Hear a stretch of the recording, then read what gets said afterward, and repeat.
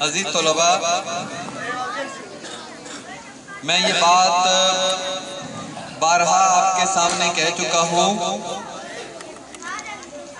کہ جس شخص نے علامہ اقبال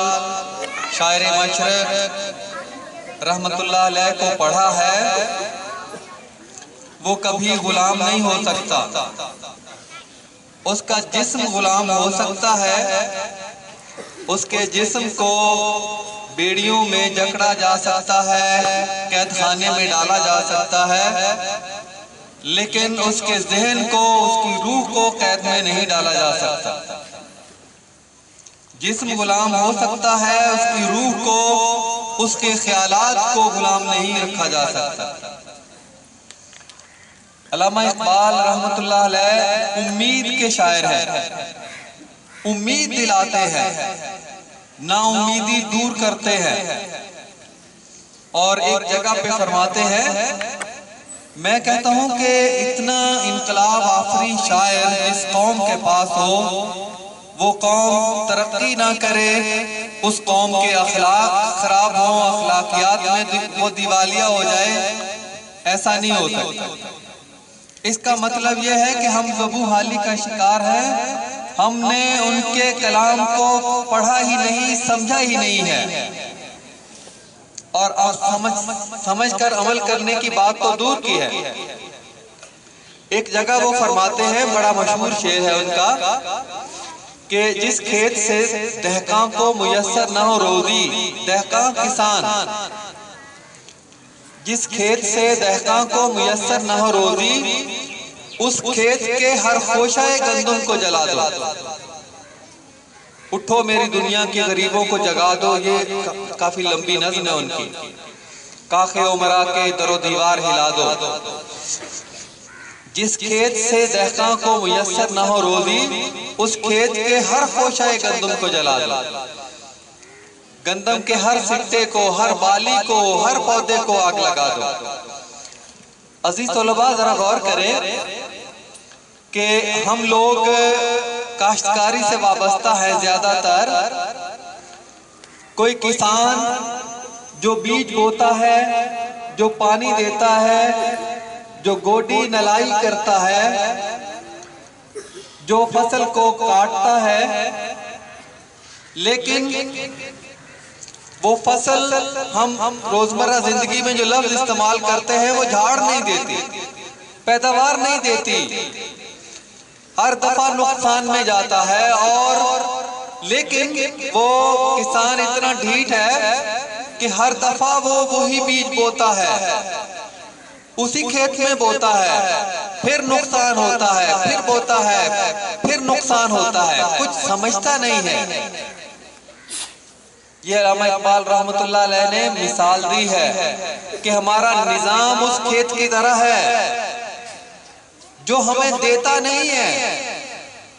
اس کے ہر کل پرزے کو جلا دینا چاہیے، آگ لگا دینی چاہیے،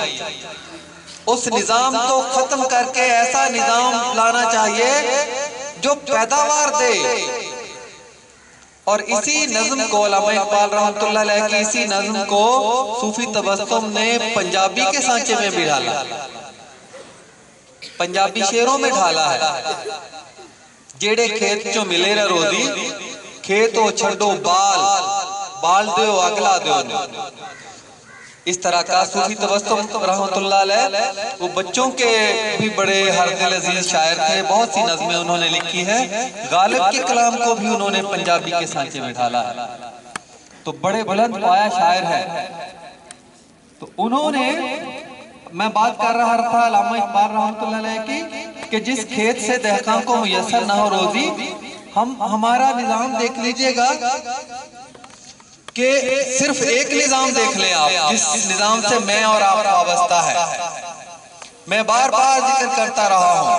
ہم ایم ایس سی بھی کرواتے ہیں، ایم فل بھی کرواتے ہیں، پی ایچ ڈی بھی اپنے لوگوں کو کرواتے ہیں، لیکن حاصل کیا ہے؟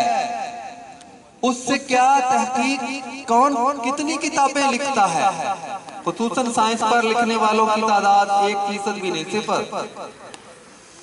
اور کتنی تحقیق ہوتی ہے، نئی چیزیں کتنی ہم ایجاد کرتے ہیں،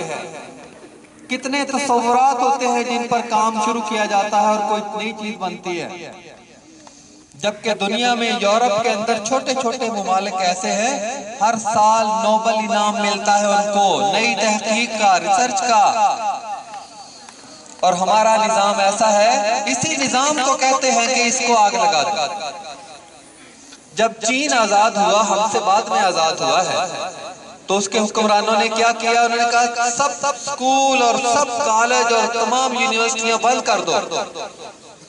اور اس وقت تک بند رکھو جب تک اس کا نصاب نہ بنا لو، اپنے مطابق چینی زبان میں، چینی استاد اس کو نہ پڑھائیں، جو تمہیں پیداوار نہ دے، پہلے وہ بناؤ، اس کے بعد کھل جائیں گی، پھر ترقی کا دور شروع ہو جائے گا۔ اور آج دنیا دیکھ رہی ہے کہ چین دنیا میں سب سے زیادہ تیز رفتاری کے ساتھ ترقی کرنے والا ملک ہے۔ تو جو دہقان، جو کسان کھیت کو جلاتا ہے، کسان سے یہاں مراد ہے کہ جو ہمارے اوپر جو بااختیار لوگ بیٹھے ہیں،